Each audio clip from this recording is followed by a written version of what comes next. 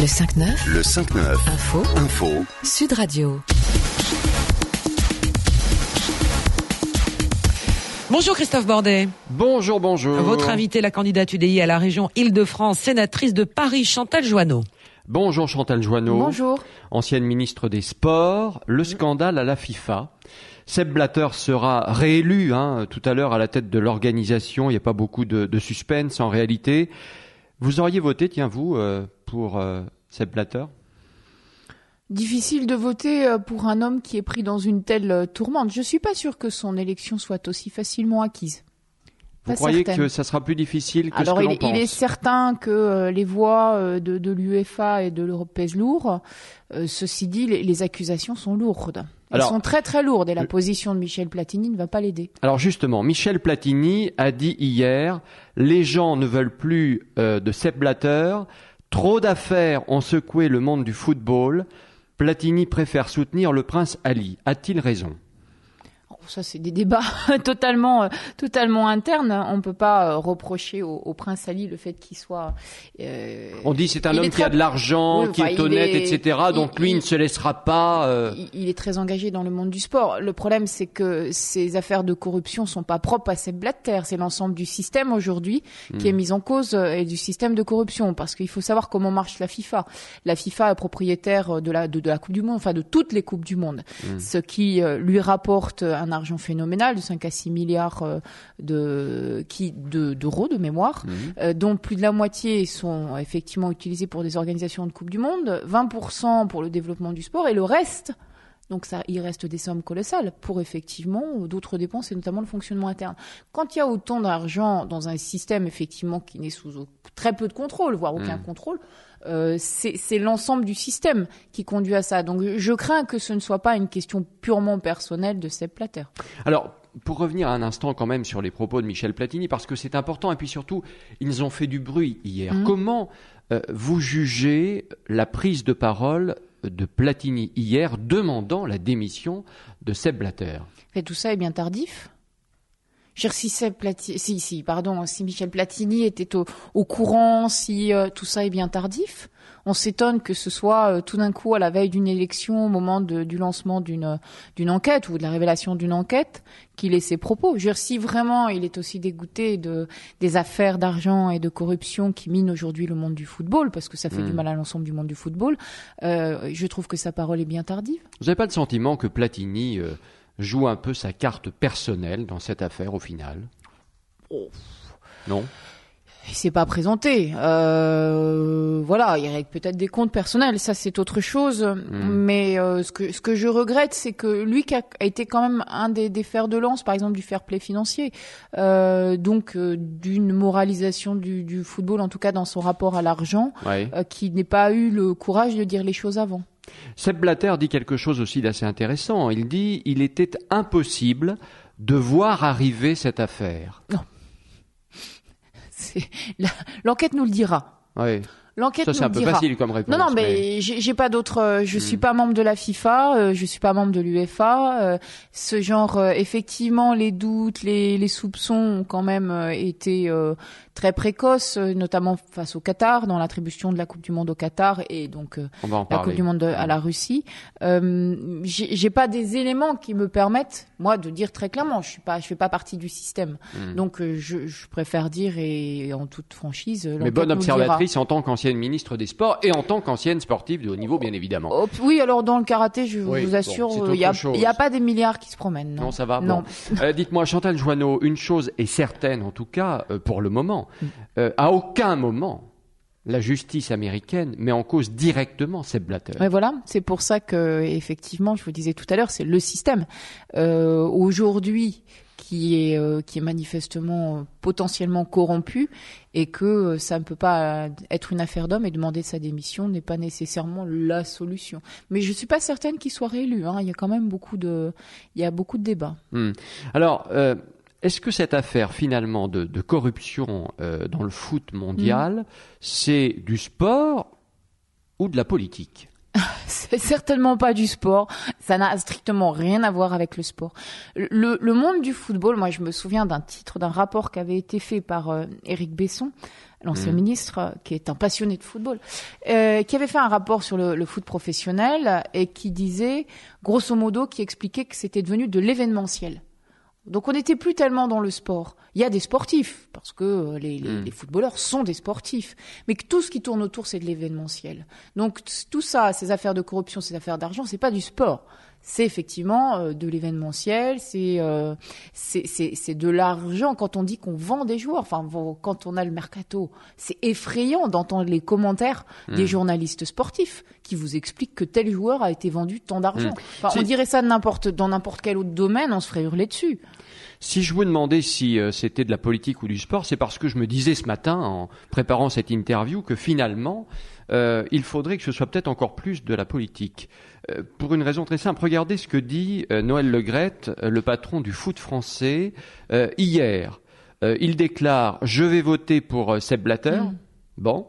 Ce matin dans l'équipe, il ne sait plus vraiment. Bref, on n'y comprend plus rien. Et au final, on se dit, bon, attendez, on va faire une pause et on va dire au gouvernement français, par exemple, intervenez, dites. Ah, mais le gouvernement français. Dites au patron du foot français, ne votez pas pour Sepp Blatter, par exemple. Soyons très clairs. Et là, on serait dans la politique, pour de bon. Soyons très clairs. Le politique peut avoir tous les avis qu'il souhaite.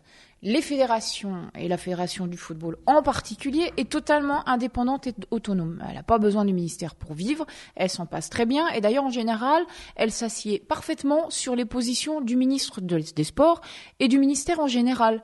Mais je vous le dis très franchement, regardez ce qui s'est passé dans les affaires internes de la fédération. On peut pas dire qu'ils aient eu le plus grand respect pour les différents ministres. Mais les dirigeants de ces différentes fédérations, que ce soit Noël Le Graët, que ce soit, je vais pas citer d'autres noms, c'est pas des sportifs, Voilà. Et en général, ils sont certainement passionnés du monde du football, mais ils sont eux effectivement dans une démarche très personnelle, qui est une démarche très politique. Elle aussi. Donc, quand vous parlez de politique, il faut être très clair que le monde du football, aujourd'hui en particulier, vit de manière totalement indépendante et déconnectée de l'ensemble du monde politique. Alors, le ministre, on l'a pas entendu. D'ailleurs, on sait même pas comment il s'appelle.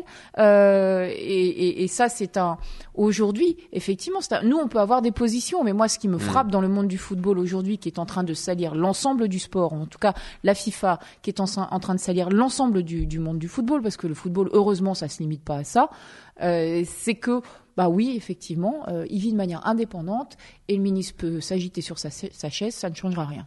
La FIFA qui salit l'ensemble du football. D'ailleurs, le patron du foot amateur sur Sud Radio ce matin demande à Noël Le Graët de ne pas voter pour Sepp Blatter.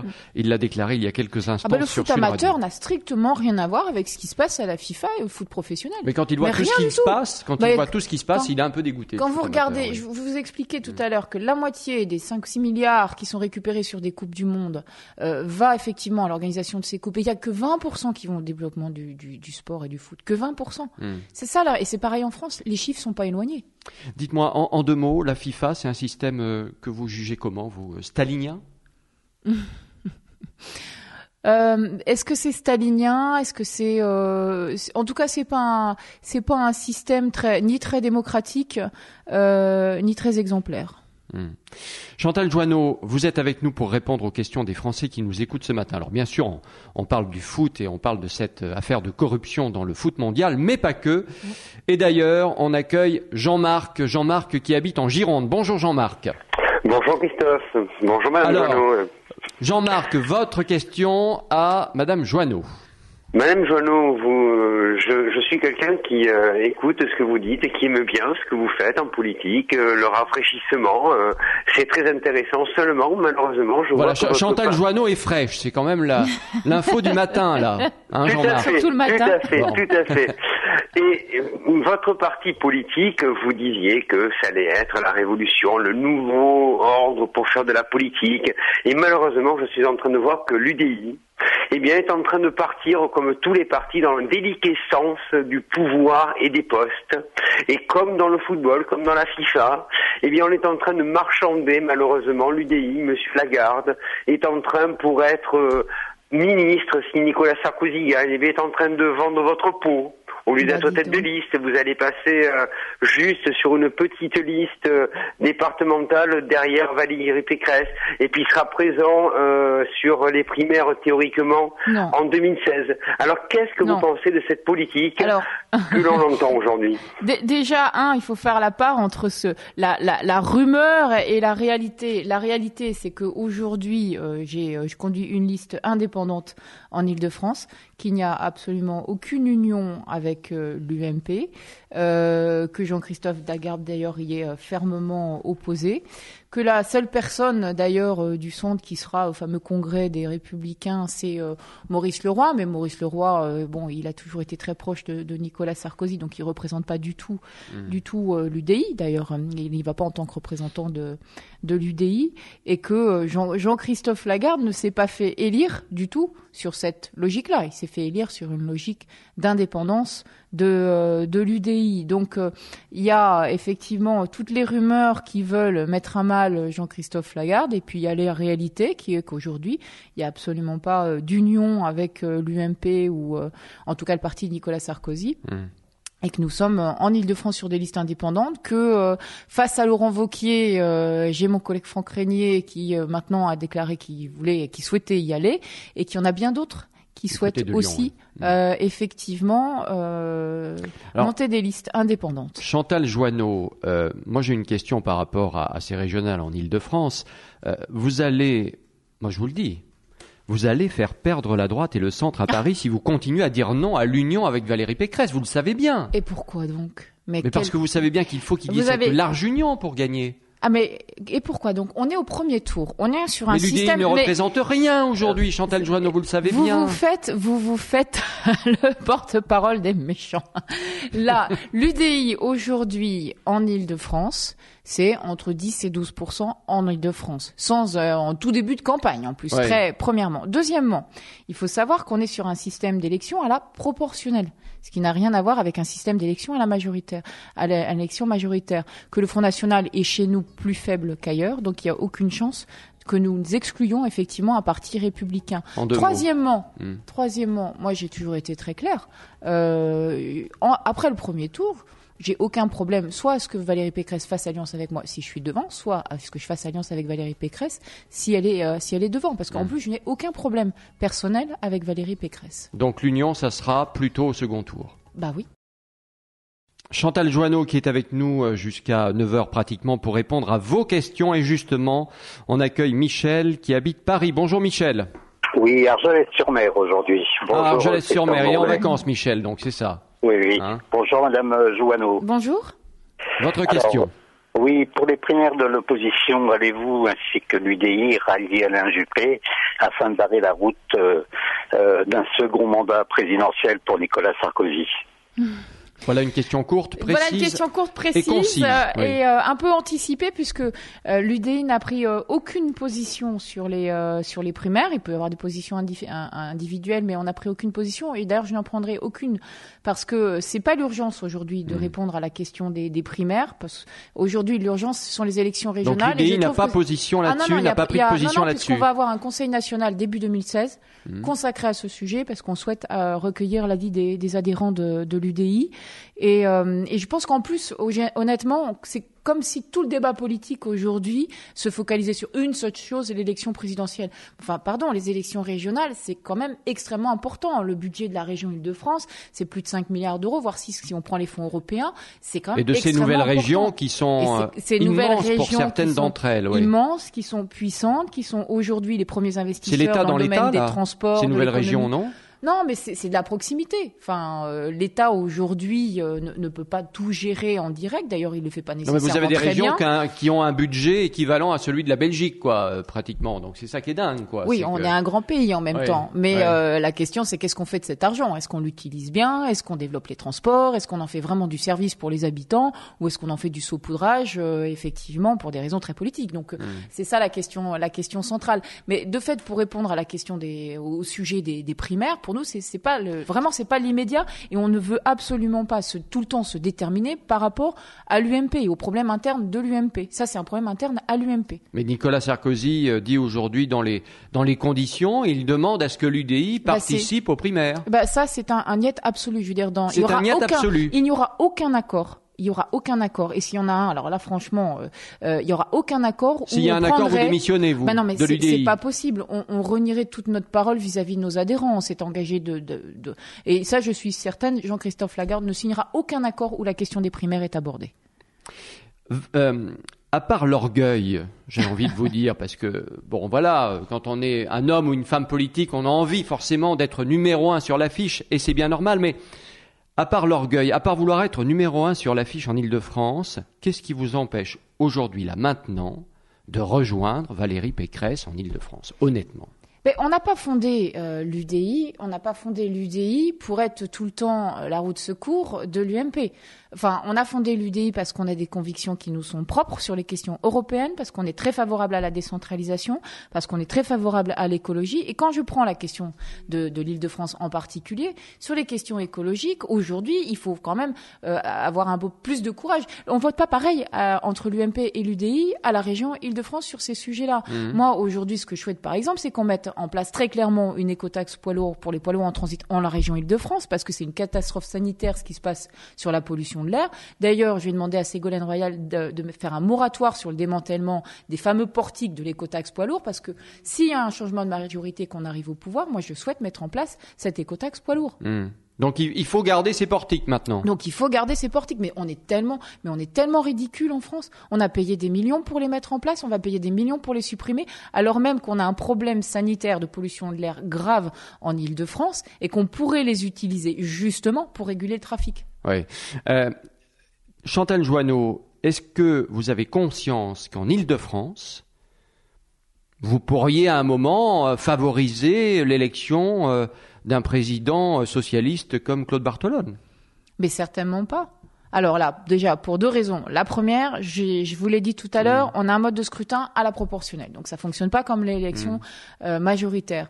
Deuxièmement, alors Claude Barthelone, bon exemple que vous prenez là, c'est un homme politique pur, qui est quand même là parce que François Hollande a besoin de redorer son blason, qui, contrairement à Jean-Paul Huchon, n'est pas un régionaliste, c'est pas quelqu'un qui a pris des positions fortes sur la région. Donc cette élection régionale d'ailleurs, ça va être un référendum pour ou contre François Hollande. C'est triste parce que j'aurais préféré qu'on parle des problèmes. Ça va être ça, selon vous. J'aurais préféré qu'on parle des problèmes de la région, mais vu la personnalité de Claude Barthelone et vu les conditions effectivement de son arrivée comme tête de liste pour le Parti socialiste. Donc vous dites que c'est un apparatchik, il y connaît rien à la région et à la politique régionale. Il est très engagé sur son département, mais enfin depuis 3 ans, et il ne parle que de questions nationales et pas du tout de la région. On l'a jamais vu sur les grands enjeux, de la région. Donc aujourd'hui, au contraire, je pense que c'est l'absence de positionnement politique clair sur le fond qui pourrait effectivement. Est-ce que c'est un candidat dangereux, Claude Barthelone, pour la droite et le centre? Ça change la donne. Ça change la donne parce que ça renvoie la région à des questions nationales. Je pense qu'il est plutôt dangereux pour les socialistes parce que finalement, l'élection régionale, comme je vous le disais, ça va être un référendum pour ou contre François Hollande. Chantal Joanneau, les militants UMP votent jusqu'à ce soir pour le nouveau nom du parti, donc les Républicains. Est-ce que ça vous plaît, cette appellation ? Alors le terme de républicain, oui, puisqu'on est républicain, les socialistes sont républicains, nous on est républicains, en plus on est démocrates et en plus et surtout peut-être on est indépendant. L'UMP aimerait bien gommer le I de l'UDI, mais on est indépendant. Je suis quand même très hostile à cette idée qu'un parti politique puisse s'approprier le terme de républicain en France, parce qu'on est dans la République française, parce que ça a un sens politique chez nous de dire qu'un parti est républicain ou qu'il ne l'est pas, surtout face à la montée du Front National. Et franchement, l'UMP ou le parti Nicolas Sarkozy n'a pas le monopole d'être un parti républicain. Donc j'y suis extrêmement hostile dans le débat politique. Je trouve ça malsain et je trouve ça extrêmement malsain qu'on réduise la politique à une opposition entre des républicains et un autre bloc, je sais pas comment il s'appellerait, parce que nous on est démocrates. Le Parti démocrate, par exemple. Par exemple. Pourquoi pas? Chantal Joanneau, lors de ce congrès des Républicains, c'est donc demain, les militants sont invités à venir avec leur sandwich L'UMP n'a plus de sous, n'a plus d'argent, mais trouve quand même de l'argent pour que Nicolas Sarkozy prenne un jet à Paris pour aller en meeting au Havre, parce que vous comprenez, 177 km en voiture, c'est fatigant, il n'a pas le temps, et puis dormir en province, mon Dieu, quelle horreur. Il y a des trains. Voilà pour qui les Français pourraient voter à la présidentielle de 2017, le cas échéant. Ça fait peur. C'est un problème interne au parti de faire ses choix ou pas. Non mais le personnage Sarkozy, on dit, il dit lui-même j'ai changé. Il a pas changé du tout, c'est pire qu'avant. Ça, non Bon, ça, il y a bien d'autres hommes politiques, y compris au Parti socialiste, qui, à mon avis, feraient absolument de même. Mais effectivement, quand on va au Havre, il y a un train. Certes, il est long parce que ça fait des années que le gouvernement n'a jamais mis de TGV sur cette ligne-là. Mais il y a un train et c'est beaucoup plus écolo. En plus, pour moi, le problème, il y a ça aussi quand même. Il y a une affaire d'argent, mais enfin, il y a une affaire d'engagement par rapport à des enjeux écologiques que tout le monde oublie aujourd'hui dans le débat politique. Chantal Joanneau, un nouveau premier secrétaire dans le camp d'en face au Parti socialiste, Jean-Christophe Cambadélis, c'est l'ancien en fait, bref c'est le même, une réaction. Bah oui, mais on n'aura pas des idées neuves avec toujours les mêmes hommes, toujours les mêmes systèmes. Et ce qui est vrai au Parti socialiste peut être vrai ailleurs d'ailleurs. Donc c'est quand même le grand drame de la politique française aujourd'hui, c'est que c'est toujours retour vers le futur, quoi. On va parler un petit peu d'économie avant de se quitter. Christine Lagarde, la présidente du FMI, dit ce matin dans la presse allemande que la Grèce pourrait sortir de l'euro.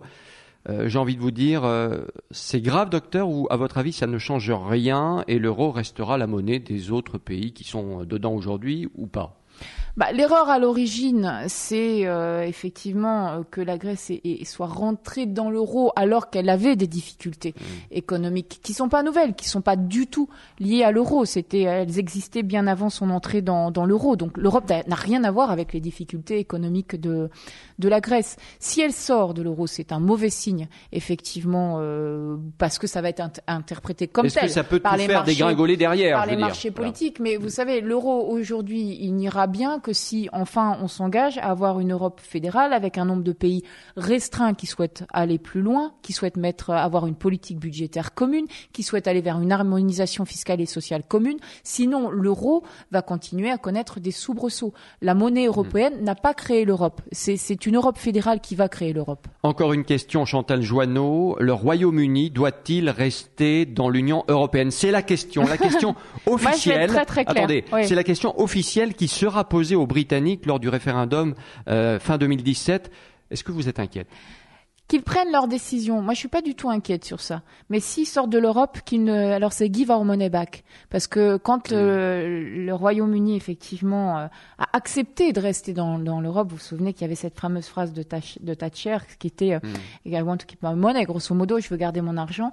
S'ils sortent de l'Europe, beaucoup d'argent. Et ils reçoivent beaucoup d'argent. Donc, s'ils sortent de l'Europe, qu'ils nous rendent l'argent. Chantal Joanneau, merci d'avoir été avec nous ce matin sur Sud Radio.